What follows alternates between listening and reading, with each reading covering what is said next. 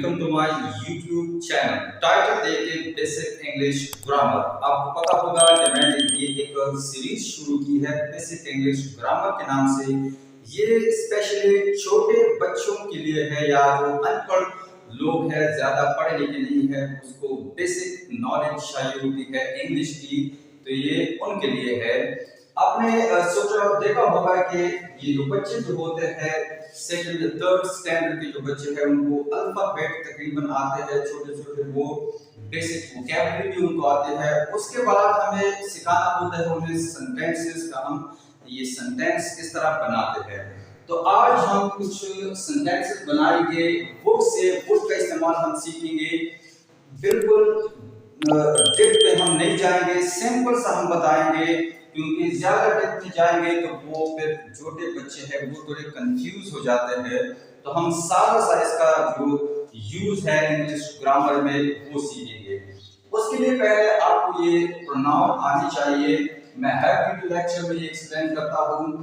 तो I, you, they, she, he, it, आपको हर लेक्चर में ये बच्चों को सिखाना होता है ताकि उसके ये माइंड में ये क्या है बैठ जाए और वो इस तरह स्ट्रक्चर बनाने में क्या है एक्सपर्ट हो जाए।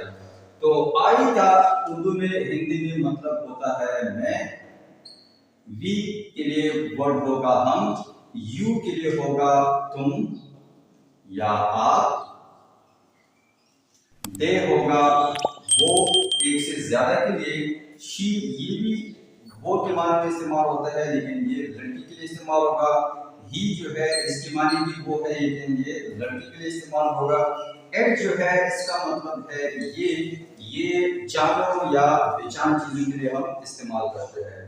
अच्छा, अब स्ट्रक्चर हम किस तरह बनाएंगे।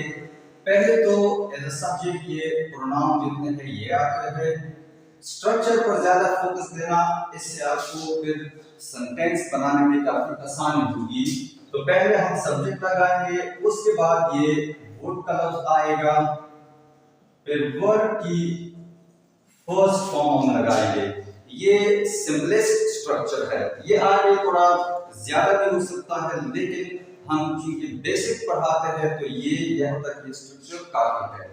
तो सब्जेक्ट वर्ब और प्लस वर्ब की फर्स्ट फॉर्म ये किस तरह हम करेंगे। मैं अगर कहूं कि मैं पढ़ सकता हूं या मैं पढ़ूंगा, सॉरी मैं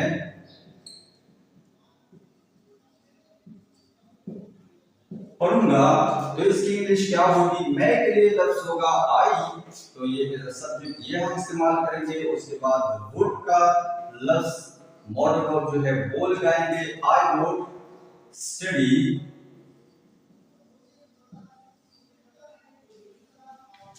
आई वुड स्लीप, मैं सोऊंगा, आई वुड गो, मैं जाऊंगा, आई वुड प्ले, मैं पढ़ूंगा। अब आपने कई सेंटेंसेस ये आई से बनाने हैं, फिर आप बी से बनाएंगे, यू से बनाएंगे, दे से बनाएंगे।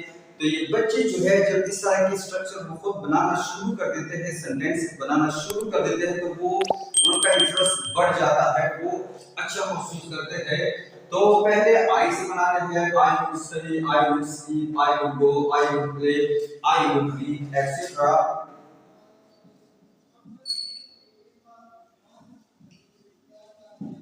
अच्छा, जब ये स्ट्रक्चर जो ये सिंबल है ये आपको या आपके बच्चों को समझ आए तो फिर उससे आगे आपने थोड़े से और वर्ड भी यहाँ डालने होते हैं, एक्स्ट्रा इंफॉर्मेशन आपने डालनी होती है। इसे आप ऑब्जेक्ट भी कहते हैं, जैसे I would study English, English का वर्ड आप इस्तेमाल करें। पहले ये स्ट्रक्चर जो है यहाँ तक ये आपने बच्चों को प्रैक्टिस करवानी है। जब ये समझ ले तो उसके बाद आपने ये अदर वर्ड जो है या ऑब्जेक्ट जो है ये आपने लगाना है।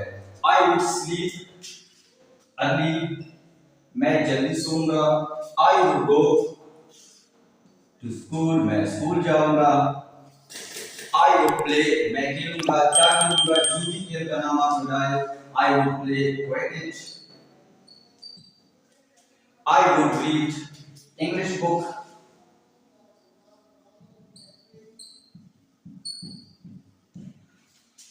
इसी तरह आपने प्रैक्टिस करवानी है, वो जितनी भी ये प्रोनाउन है, इस एक एक प्रोनाउन से आपने कम से कम 10 सेंटेंसेस अपने बच्चों से बनवाने हैं, नोट्स बनाने हैं। तो बच्चा आगे से क्या है, आप अगर एक दो प्रोनाउंस इस तरह के सेंटेंसेस आप बनाने की प्रैक्टिस करवाएंगे तो ये तीसरी या चौथी प्रोनाउन तक पहुंचते हुए वो खुद इस काबिल होगा कि वो सेंटेंसेस बनाना सीख पाएगा। तो होप दैट ये सिंपल सा स्ट्रक्चर है, ये आपको समझ आ गया होगा।